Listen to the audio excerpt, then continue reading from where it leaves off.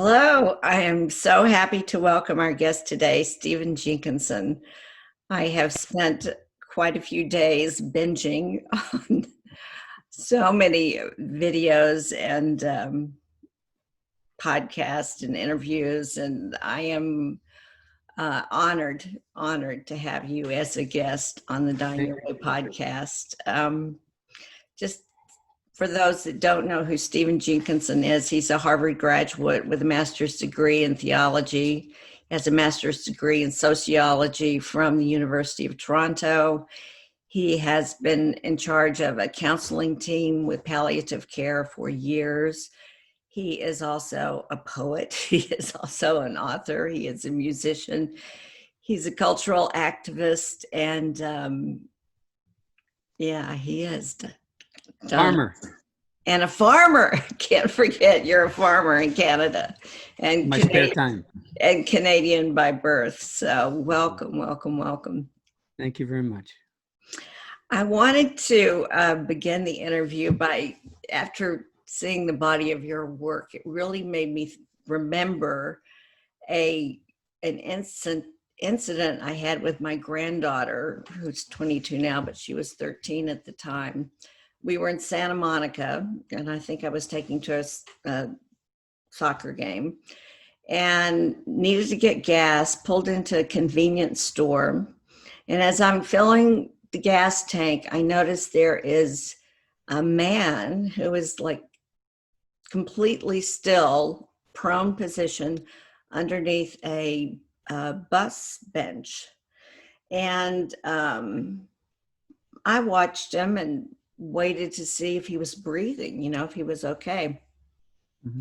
I went into the convenience store and I told the man that, he probably should call 911, that there was a man that could be dead for all I know, and he needed to check it out. And he said, "Oh, he's just a drunk. He's always there. He's fine." So I got back in the car, and my granddaughter and I just watched all these people pass him by and ignore him, did nothing. And I said to her, if it was a dog, everybody in Santa Monica would be going to that dog. They would be checking for a collar. They'd put it in their car. They'd take it to their vet. They'd see if there was a chip. They would find it a home. It would be a rescue dog. I mean, they would go to the ends of the earth if it was a dog. And it's a human being and nobody's doing anything. What is that all about? It's because he's a failure. See, the dog's not a failure. The dog gets a pass, right? Because the only reason the dog would be laying under a bench is if something went horribly awry that the dog couldn't do anything about or compensate for. When a human being's underneath a bench in a city somewhere, I'm not agreeing with this characterization, by the way, but I'm giving voice to it. When there's a human being under the bench, he or she must have done something to get themselves there or failed to do something to keep themselves from being there. In other words, there's a bizarre and unspoken but very obvious moral code at work over and above the unwillingness to get involved, in the standard urban dilemmas. But I think that's the big one, that the dog didn't do anything wrong and the person laying under the bench inert must have. Yeah, I've just thought about that for so many times, but I was particularly thinking about it when I guess it was looking at your new book about elderhood, mm-hmm. How discardable older people are, and certainly vulnerable older people are. And we certainly mm-hmm. see that now, during the COVID-19. I mean, I see so many comments on Facebook about, well, they're older, they're going to die anyway. And it infuriates me. It really does. Mm-hmm. Yeah. Well, the accusation that people are going to die anyway applies to everyone. So it's a rather bizarre criteria to use. Yeah. I mean, you could say that about a 3-year-old. Mm. I've often said something in the order of, if we were honest with ourselves and with each other, which is a huge and insurmountable if, but if we were, at some point in the first meeting, when you're invited over to see the new child, the baby, the newborn, you look over in the bassinet and you look down, make the proper cooing sounds and so on, and then look up at the eager, keen, and vaguely exhausted new parents and say, not bad for a dying kid. See, and it sounds macabre, obviously, but this is par for the course if you believe, as so many undigested Buddhism practitioners seem to believe, as well as others, that, quote, we're all dying all the time. Mm. I mean, I hear this malarkey constantly. It's demonstrably not true, but more importantly, why do so many people cling to the notion that we're all dying anyway? Apparently, there's some relief in that, because when the real dying finally comes along, apparently it's no big deal, because it's just another day at the office for the old walking wounded, And that's why I say, if you really believe that we're dying all the time, then you should be leaning in to the very, very young and admiring their nerve, given the fact that they're dying too. Of course, they're not dying, most of them. And it's ludicrous to make such an allegation, and regardless of what kind of soothing or ease it introduces into the circumstance, it's false and it doesn't belong. And it deeply unnerves us when the real dying comes on, because it bears no resemblance to another day at the proverbial existential office.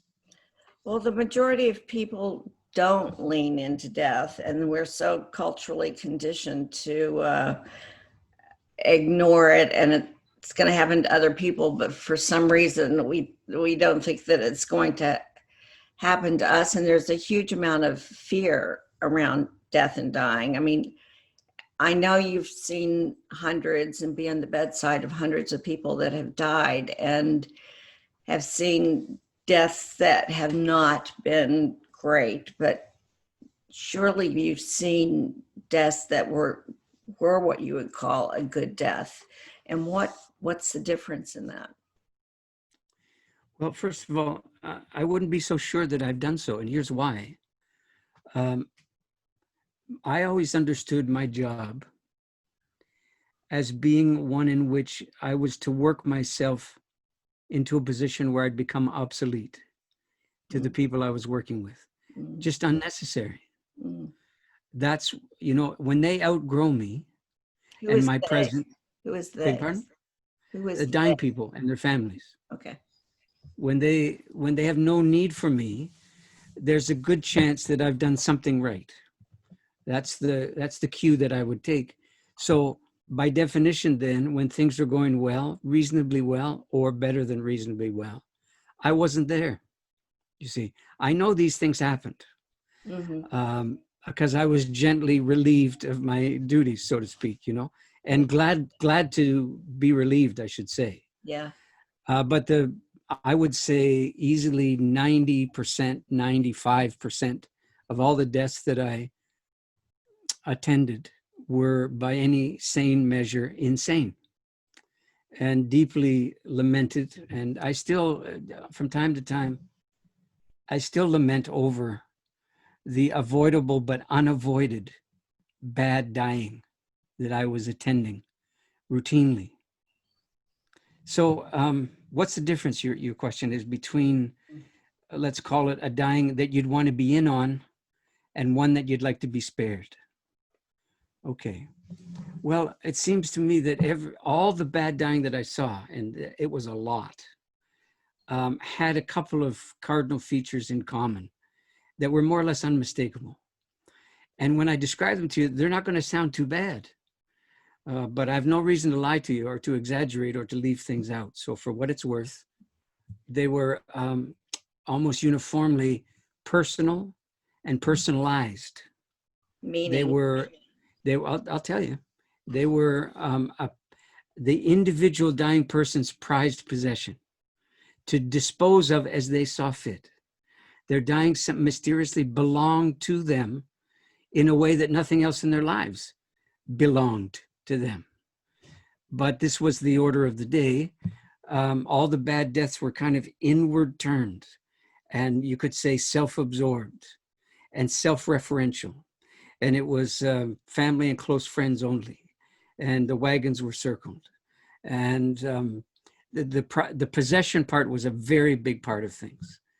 The reason that I'm pointing these dilemmas out to you as constituting a disaster is because of what they banished. And what they banished was what we have instead of a culture trying to find its way in spite of itself towards some kind of cultural capacity. And when people die that way, they're removing from the culture one of the culture's principal ways by which it learns itself and practices sort of a broad-based understanding of what its responsibilities are to its citizens and to the world that sustains it. And that might sound like an awful lot to lay on an individual death, but if we flip it and ask on the few deaths that I attended that were remarkable and even enviable, you could guess that each one of them overturns those criteria I just mentioned. So each remarkable death was outward looking, and it was not held as a possession. There was no proprietary exercise. There was instead the notion that mysteriously, one way or another, everybody belonged. And the dying in turn belonged to everyone. The meaning of the dying belonged to everyone. The consequences, especially the longer term consequences, all belonged to the living, not to the dying. And the dying person was, as marrying people are, the occasion for the very best of what people were capable of personally, but also especially culturally, to come forward. And more often than not, it did.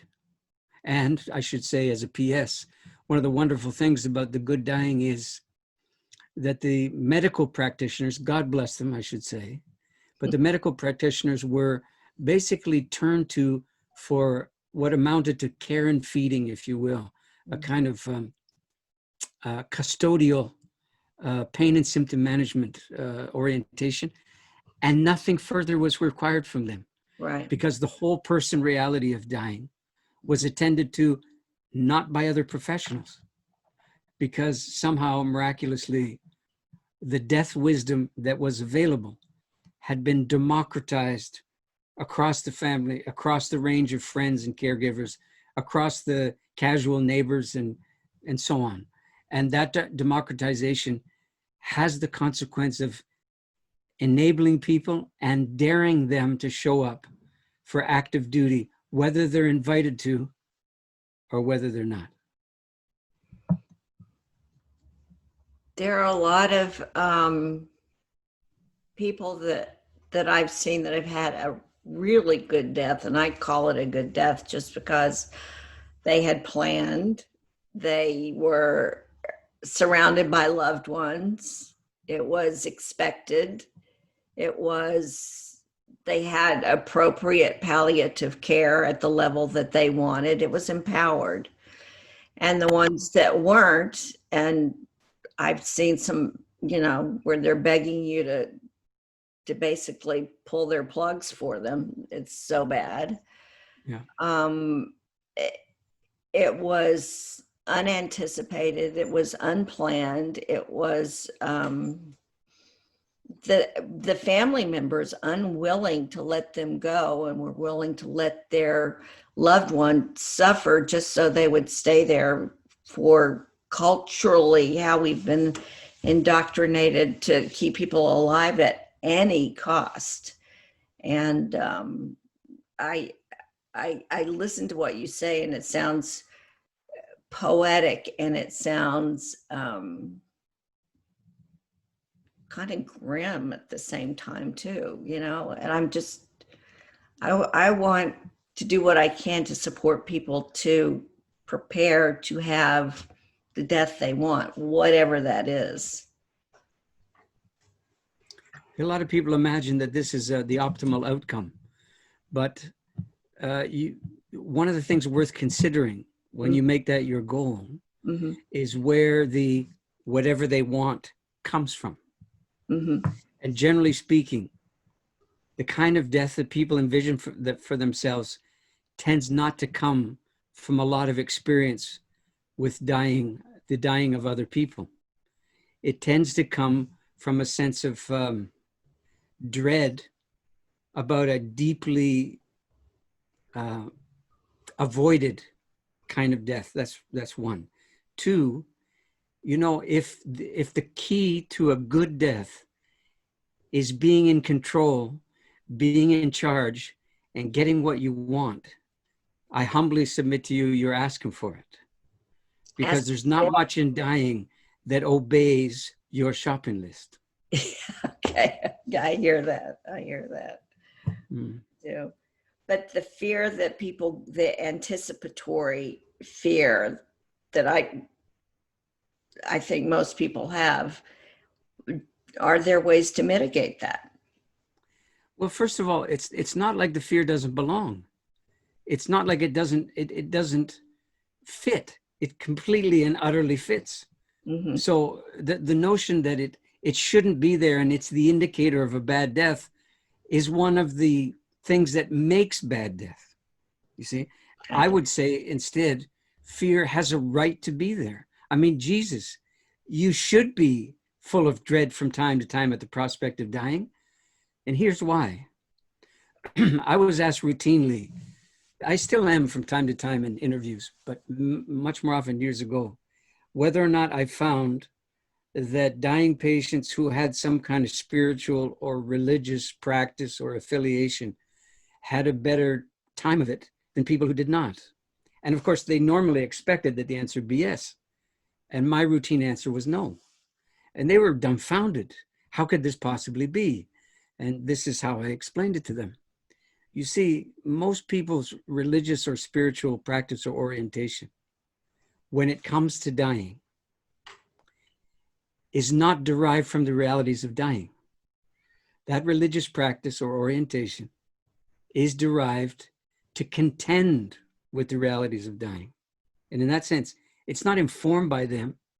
It's not there to aid and abet the realities of dying. It's there to thwart them or reduce them or diminish them or make them tolerable, etc., and so on, you see? So lo and behold, you're back to the same adversarial stance regarding the dying that's obviously and truly and properly yours. Mm-hmm. And with that in mind, a little bit of a grammar lesson. Okay. It goes like this. So we have the verb to die in the English language. We've been using it a few times here. If you think about how people use it and then you think about the grammar, you'll be, I suggest, maybe deeply surprised to hear. If you try to use the verb to die in the passive voice in a normal sentence, in normal English, you will discover after 3 or 4 futile attempts that you're having a very hard time doing so. Mm. And why is that? Because you don't know the English language too well? Well, some people don't, but that's not why. You could know the English language top to bottom and still not be able to do it. Why not? Because in the English language, the verb to die is by definition exclusively an active voice verb. Translation, dying is what you do. It's not what happens to you. Got it. And it's built right into our grammar. You see? Yeah. So my way of saying that would be that if dying is something that you do grammatically, then it's something that you do existentially and morally and ethically and spiritually and so on. In other words, there is work to undertake. Right. And the failure to undertake it, mm-hmm. or the resistance to do so, or the ignorance around this idea, all of these things have consequence that no one intends for themselves or for somebody that they care about. But it's no less consequential if you fail to undertake the work of dying, which should not begin with the terminal diagnosis. But what is the work? Well, among other things, it's what I've been saying since we began, right?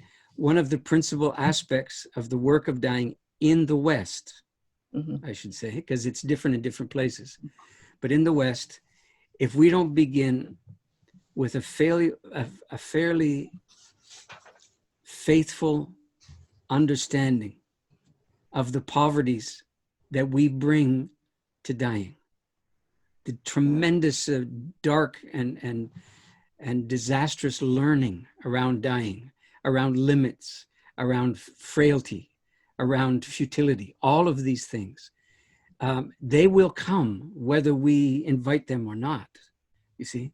And when they do, and they come to us unawares, the consequences are enough to write a book about, which I did. So you could say that the notion of work at all comes to this. Work is the thing that you're least inclined to do. That's what makes it work. So your work would be different than mine because your least inclinations wouldn't trouble me and vice versa, right? But enough of us gathered in one place, we begin to realize that we might share certain disinclinations because of the nature of the culture that we come from. And one of them is the inability to give dying its due and to show it the proper respect. I agree. And the proper hospitality when it's in the neighborhood, and then when it's in the house, and then when it's in the room. Yes. You know, as things go on. So I've said, and I've persuaded by it, that dying is a God. The dying is a deity. It's not like a deity. It's not symbolizing a deity, but it's actually a deity. And if that's true, then the principal question to those of us who are attending dying people and to dying people themselves is, what is your responsibility to dying now that it has come to call, now that it has not mistaken anyone else's house for yours or anyone's time for yours? Now that the news that you're waiting for, is this what dying's like? Yes, it is. Am I dying? Which, I mean, as you've probably experienced as well, it is an extraordinary thing for a fellow human being to look at you, open-faced, moon-faced, and say in all earnestness, am I dying? Like that. And to know that your principal responsibility to a fellow human being in a moment like that is to make sure they do not get out of that conversation still not knowing what the answer is. Right. No matter whether they welcome the answer or they don't, or their families thank you for whatever you say or they don't. The truth of the matter is a fellow human being needs affirmation at a time of deep confusion. Yeah, yeah. So that's part of the work. I love the in the Grief Walker film, and you're talking to a young woman who's dying, and just your factuality, but kindness, and just it was just a wonderful conversation that you had with her. And I'm sure that was your role, but most people don't have someone like you with them when they're dying. Yeah. So a lot of people would think that's a good idea, I should say. No. So what's the alternative to that? I mean, doctors aren't having these kind of conversations with their patients. Well, I don't know that I could agree. The only reason is that it's an enormous statement to characterize all doctors as, no. See what I'm saying? Yeah. And I mean, I certainly was aware that there were doctors who were trying to, but I was assistant professor in a medical school, so I was familiar with their curriculum in a general sort of way.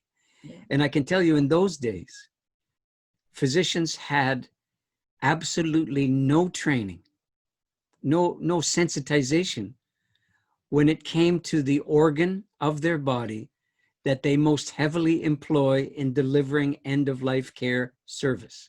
And what organ is that? And some people will say the heart. No. Some people say the mind. No. And finally, I put them out of their misery and I say the tongue. The tongue, yeah. The tongue. In other words, you will talk your work. Mm-hmm. Be you a physician or a respirologist, be you a GP, be you a nurse, etc., and so on, a social worker and all of that. And with minus the training, the assumption is that you'll just know how to talk the talk when the time comes. And I was there long enough and deeply enough to testify without hesitation that that's not true. Without a high degree of sensitization and real orientation to the dilemmas at hand, the chances are just as good that you rely upon half a dozen stock phrases, and an unexamined orientation to dying, which turns you into customer satisfaction specialist and turns a dying person into a customer. And you end up just, quote, giving the people what they want. I know what you're saying. I know what you're saying. But so now with the coronavirus, I mean, here we have a situation where people that aren't used to being around people that are dying in the emergency room or in ICU, or, I mean, generally, they don't experience that as often as they are, and certainly without family members there. So what have you heard on the lines about how people are coping or not coping with that? This is just a guess on my part, which, any answer has to be given what's going on and how isolated we tend to be. But I would guess that somewhere within a year to 18 months after the all clear whistle blows, Mm-hmm. whether they find a vaccine, whatever the all clear looks like, Mm-hmm. which is increasingly murky. But when it happens, I think you'll begin to see a degree of undiagnosed, straight up trauma reactivity. Yeah. Beyond any particular exposure to this particular virus or any other virus or any other undoing, that the consequences that are now making their way through the culture that have to do with more or less in total withdrawal of the voluntary aspect of your social behavior, right? Where it's being more and more prescribed. And don't get me wrong, I'm not objecting to that. I mean, in this country, in my country, there's not a problem with being told how to behave by people that you elect to, to cover for you in times like this. Mm-hmm. There are other places, and the States is obviously one of them, where it's an enormous and extremely divisive and probably implacable dilemma. And it's not a situation that I envy or I can't imagine trying to live through it. But for all of that, what I'm pointing to is, the rate of death from this disease is remarkably small, given what the fears were initially, and probably will remain so by the looks of things. So the trauma I'm describing doesn't come from suddenly, legions of people exposed to grim, asphyxiating death by virtue of this thing. That's not what's going to happen. What's happening instead is it's already underway. That the notion that this could, through a combination of inattention on your part and uncaringness on somebody else's part, result in an extraordinary kind of death for you or for someone close to you, the fear that will almost certainly never come to pass has its own consequence in the present moment. So I suspect that the dominant culture in North America is going to be in unspeakable moral and spiritual distress in 2021, for sure. Yeah. You were also talking about the jump, the leap from just really invading wilderness as it relates to the coronavirus.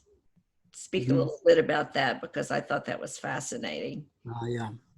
Well, you know, there's people are not spending a lot of time right now trying to figure out where it came from. Obviously, it's been isolated to a particular place in China. Beyond that, people have been willing to let go the initial theories, and you don't hear much about them now. But if you remember back in March and April, one of the things that is being talked about is a particular market in that city in China. And in this market, they sell a lot of live animals or barely dead animals. And many of them we would call bush meat or wild meat, right? And these are sold cheek by jowl with domestic protein sources, let's say. And it would appear from everything I read at the time, being no expert, I'm just cobbling things together like everybody. But it would appear to me that the virus was a consequence of bringing the wild and the domesticated into a kind of proximity, which is in itself unnatural. And that unnaturalness somehow bred the jump. They were too close. In other words, by definition, the wild is supposed to be on the other side of the threshold. It's supposed to be out there for its sake and for our sake, see? Yeah. And when you draw too close to the wild, sometimes there's consequences for the wild, demonstrable, species collapse consequences. And sometimes there's consequences for the humans. And this is our turn, it would appear. Yeah. Yeah. Globally, it seems like there will be more of the same because we continue to go into the wilderness in places where we really need to leave it alone. Don't belong. I think we will see more of that. I believe that you've said, or I've read in Die Wise, that we have a moral obligation to die well. Could you just explain what you mean by moral obligation to die well and what that looks like? Sure. These are good questions, by the way. My compliments. I'll tell you a story, which doesn't seem to be about dying at first, but I think you'll see the parallel. So I was teaching in an alternative high school, which is a bizarre concept by itself. Yeah. An alternative high school. Well, kids in high school are already rebellious in the extreme. So an alternative high school would be what? No rebellion? Well, who knows what it is. But anyway, there I was. And the question part of the evening's entertainment opened up. And the very first person who asked me a question was a gothed up 17-year-old girl, right? With razor blades and the bangs and the white pancake makeup and the whole thing. And she was vaguely terrifying to me in my 40s. So I can only guess what the consequences were to, boys of her own age trying to strike up a conversation. Right. She put up her fist to signal that she wanted to ask a question. Not like this. Her fist was closed. And when I acknowledged her, she said, "I have a right to kill myself." That's what she said, right out of nowhere. And clearly, she was saying it not really to begin a discussion, but to end a discussion, you see. Mm. And this is not an unpopular view. Right. She has the right to kill herself. In one of its extremes, it's euthanasia, mm-hmm. or doctor-assisted death, right? Mm-hmm. So, of course, everybody, all the staff in the place went bananas because you're not supposed to talk about suicide around kids, not in any official capacity. But fortunately, I was an employee and I didn't get the memo. And so I was kind of ready. And so this is what I said to her. I said, have you got anybody in this world who loves you? And she just looked at me, like, it's none of your business, or worse.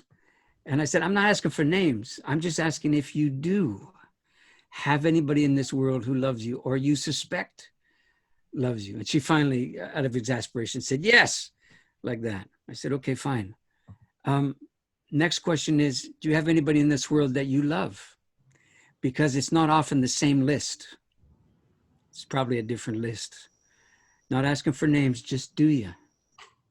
And she said that she did. I said, okay, you don't think I'm responding to what you said, but I am. I heard you. So here's my response. If you act on this right of yours and you are successful, as they say in the business, that means that you are compelling or obliging at least one or two of the people that I just asked you about to either find you in that condition or identify you in a morgue. That's what you mean, right?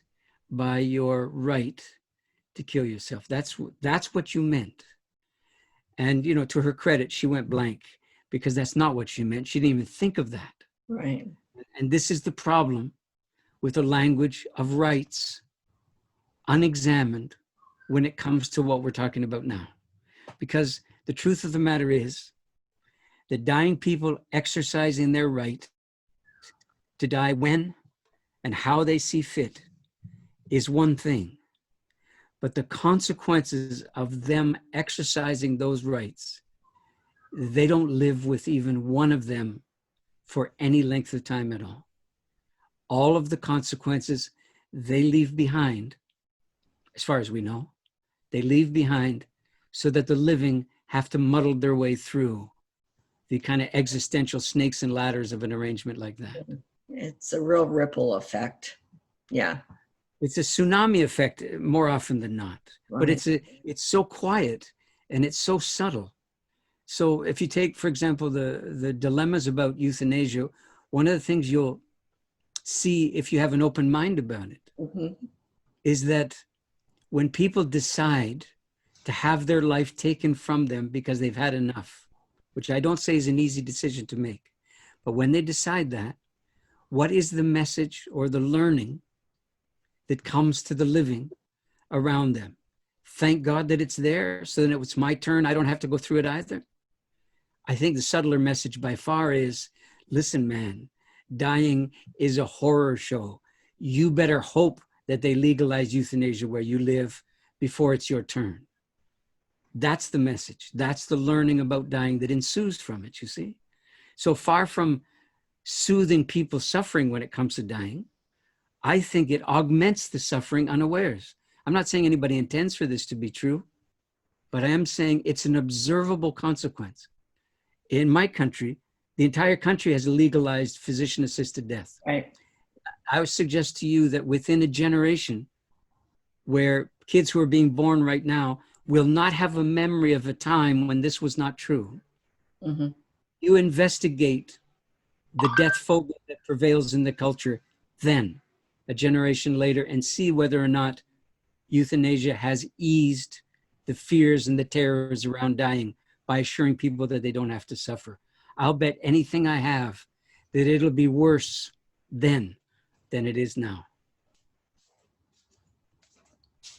I need you to repeat just that last part because I didn't get what you were saying, why it would be worse. If it's a universal thing that people are allowed to make that choice, yeah, you think it would be worse for who? For everyone. Here's why. So, and this is not hypothetical because in my country, we've gone through it. Right. Okay. So there's all the contentious period where people for and people against were going at each other horribly and saying horrible things and making accusations about, you know, dog's life and obliging people to suffer, and on it went. Or legalized murder, you know, just on and on and on. Not very authentic discussion, just a lot of stance and position taking and all that sort of thing. The truth of the matter is that the culture that was investigating the possibility of this legalization was itself a deathphobic culture. Now, if you don't believe that, nothing I can say. But I suggest to you very strongly that that was true. So now, see, just follow this. There's two little links, and I think it'll become quite clear. Okay. So a deathphobic culture is a deathphobic culture after all the measures that it takes to try to have an easier go of it. You see? So when a deathphobic culture legalizes euthanasia, doing so instead of challenging its death phobia. Right. Instead of doing the existential work of trying to figure out how this death phobia came about in the first place. Right. We simply have another solution to something that we're not willing to learn about. The consequence then is you have solutions, but they don't touch the problem they were designed to solve. So in the next generation, you have a solution that's somehow floating called freedom of choice that doesn't touch the dread around dying, that actually enforces it and reinforces it, because it whispers, you better hope that you have this choice, because dying is hell. Okay. So I don't know that I agree with it, dying is hell, personally. And that's just, I don't agree with it either. I don't think it is. Yeah. Of course not. Good. I agree. Okay. So how do we take control or responsibility for our own end of life scenario? How do we let others know how we want to die? Well, I mean, there's mechanisms already in place for this very thing. I'm sure where you are, just like where I am, whether you want to call it, excuse me a second, advanced directives or living wills or things of that kind. Mm-hmm. The technology, if you will, is already there. And of course, you could just tell people until you can't talk anymore. You can do all that. But one of the things that misses when you take personal preference and you enthrone it and you call that the boss, you never wonder where the preference comes from or what kind of subtle and inadvertent confession it's making. So I'm going to suggest to you the likelihood is this, and it's a big generalization, and it's just something we're talking about. I can't prove it, but I don't need to prove it. I was there. And if nobody believes me, it doesn't trouble me at all. Mm-hmm. But here it is. When people establish, let's use a good example, a really handy example, so-called dignity, right? And what are the markers of dignity? And I can tell you by far and away, the most significant marker of dignity, the point at which life was not worth living anymore, mm-hmm. was when you couldn't be in the bathroom by yourself. Okay? In other words, the value of your life comes down to who wipes who. Right. Okay? Now, I'm not saying it's easy. Okay? Yeah. It's not supposed to be easy. But the point I'm making is, do you really believe that the value of your life comes down to not be able to be in the bathroom by yourself? This is what it's all come down to? Your entire life comes to that? So, I mean, it's a bit of an extreme example, but it's a very common one. So you take the idea and you apply it to anything that's in the advanced directive, and you ask yourself, why is that the breaking point? Why is that thing that you're identifying now the place beyond which you have no desire to go? This is not to challenge someone, it's to invite them to think about it really for the first time this way. Mm-hmm. Rather than seeing to it that they get what they want, you investigate where what they want mm-hmm. comes from. And much more often than not, it comes from a sequence of fears and dreads, you see? And dread and fear is not the most useful way to mobilize how you should die. So when I was binge watching Stephen Jenkinson yesterday, a few days before, I was binge watching and I didn't even get through it all. But I really asked myself that question: what would be my ass wiping moment, for lack of a better word? And it's when I can't learn or grow anymore. Mm-hmm. Because I think you can even be learning and growing at the very final stages of your last breath. There's mm-hmm. something to learn there for me. And mm-hmm. I think I do want a natural death, and I want to be as little of a burden to the people that love me as possible. But when I don't want to learn and grow anymore. I'm ready to just wrap it up, you know? Man, what if you're depressed instead of terminal? What then? Well, even when Because you've just described depression very well, no? I have, yeah, I don't suffer depression, so I don't know what that feels like, but yeah, but that I'm just inquisitive. I'm curious. That's what I love about my life. And if that was not there anymore, it's, you know, what use would I be to anybody? Yeah, I mean, these are understandable and important questions, but I guess my response to you would be to say, how did it come to pass that you being useful to other people is the final benchmark of whether you should be here or not?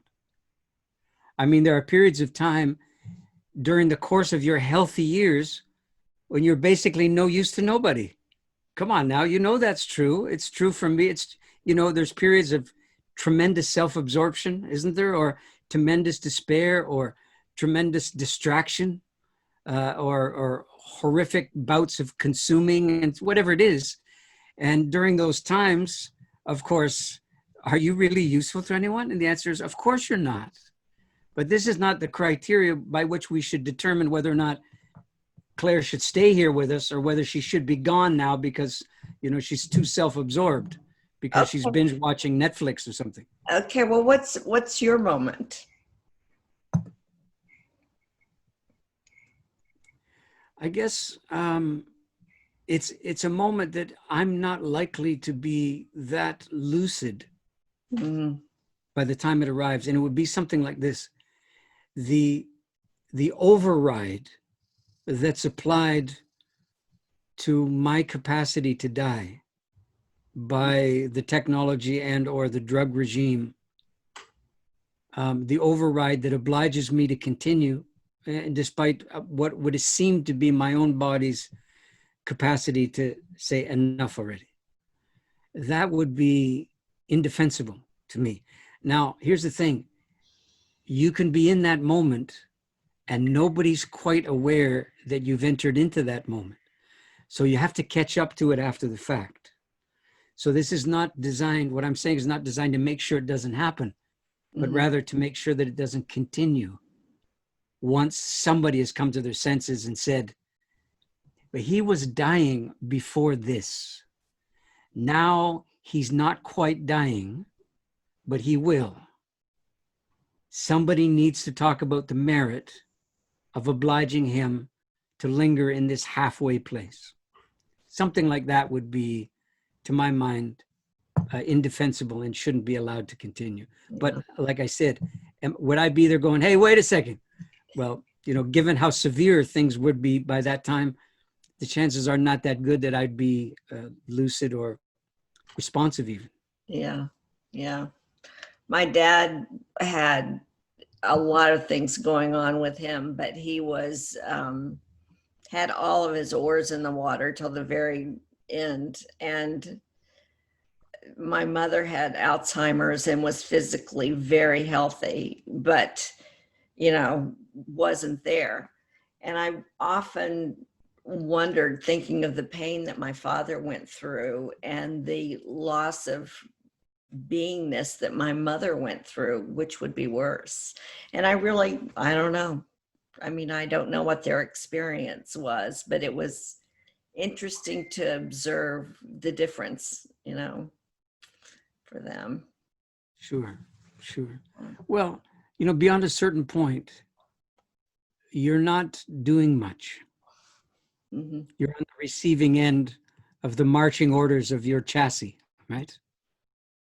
And if you've practiced before that moment, you know how to, let's say, you have a sense of how to go along with it, is the simplest way I would put it. Now, this is guesswork from everything I watched and saw.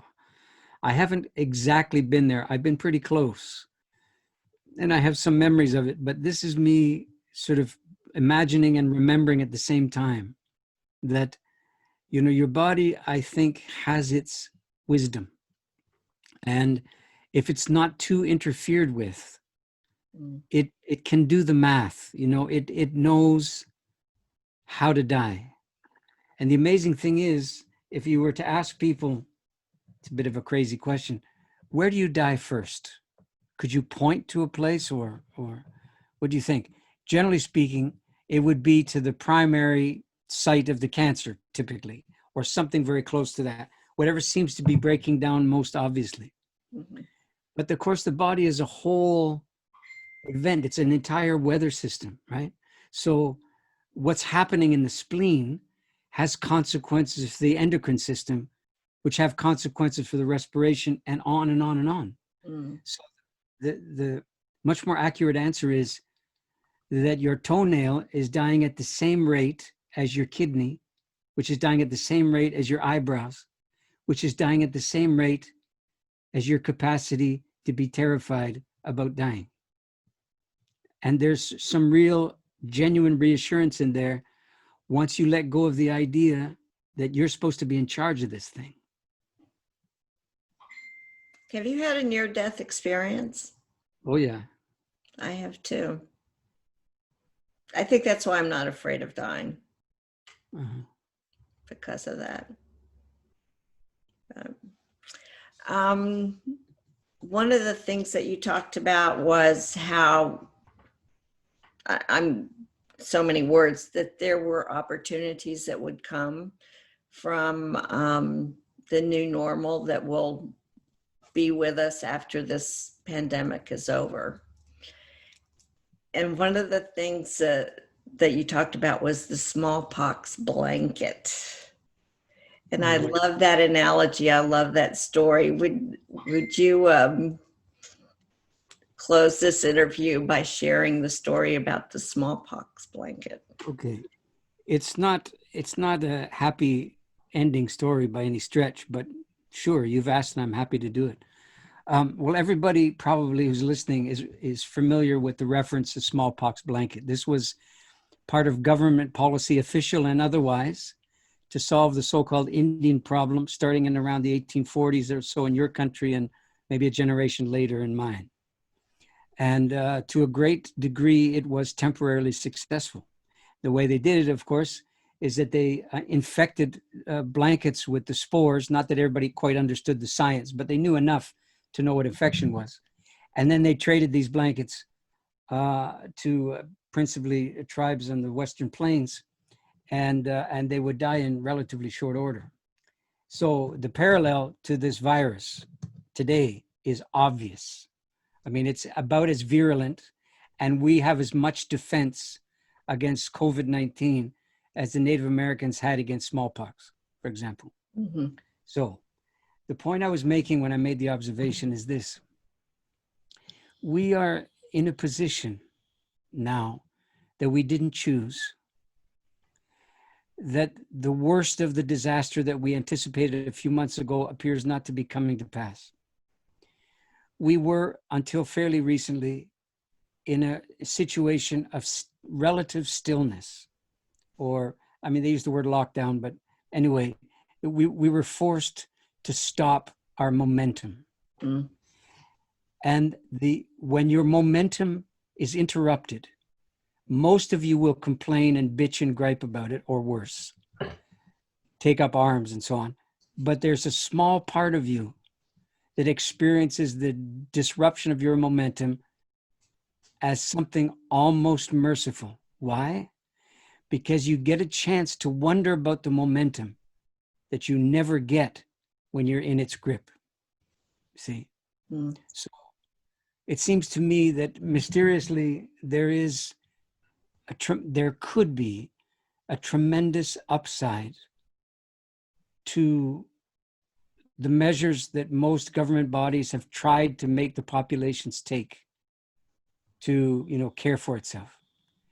And the upside could be that we decide not to reconstitute the life that we were living before the onset of this disease.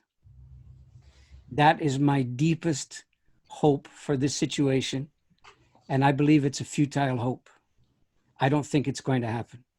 I think the evidence is already quite clear They'd given half an opportunity to go back to the beach, and all the other stuff, that people will do it without even hesitating, without even thinking about it, as if it's their right to live the life that got us into that situation in the first place. So I say that with great regret and more than a little grief, to be honest. And I don't know what young people who are not alive right now, but are born in the next 20 years, I don't know what they're going to think about what happened in 2020 and 2021, what it's going to mean to them, or what we're going to mean to them when we had a remarkable opportunity to proceed radically differently, and we didn't.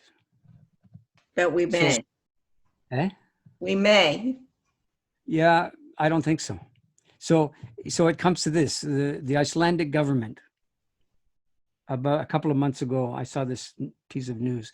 There was a glacier in heavy retreat because of climate change, right? Mm-hmm.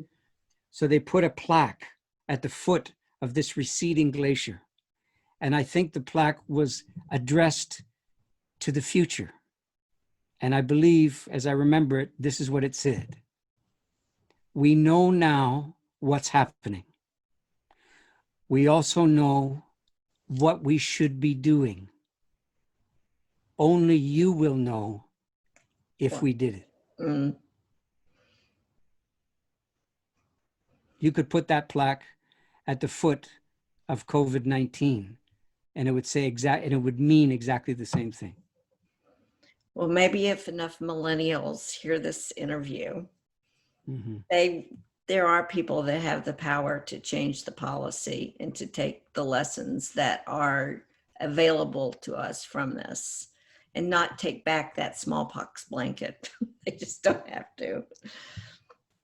I hope so. That's Amen. My hope. Yeah. I'm going to end the interview, and while I'm doing it, I want to introduce some of the music that you do with Gregory Hoskins. You have a, well, I guess you're not doing it now, but Nights of Grief and Mystery Tour. That is a great combination of music and poetry and soul searching that I know the audiences love. I hope you get a chance to get on the road soon with that now. And what do I can tell you, I'm going to meet with him tomorrow, and we're going to work in the recording studio for the next 4 days to put the finishing touches on a new record that partly came from the last tour and has 4 new pieces that I've written since February. That's wonderful. I can't wait to hear it. Thank you so much. Thank you so much for this interview. I can't tell you what an honor it is to meet you. And I know the Dying Your Way podcast listeners will really take a lot from this interview and look a little deeper into their own souls and what we all contribute to this planet just by being here and dying here. Dying here is a contribution too. Right, you are. Yeah. Well, I thank you for the invitation. Thanks very much. Thank you so much, Stephen. Okay. From what I can tell, these are strange days. My corner of the world is full of rights and people exercising them and claiming them and scrambling after them, defending them, establishing them, and writing them down. I suppose it's a good thing in some way. There's the basic human rights, need to be defended, but there's this other kind, at least where I come from. A strange category of rights. I have the right not to suffer. I heard that one a lot in the death trade. And one even more current than that is a right to disbelieve. The right to exempt yourself from the deep consideration of what pertains.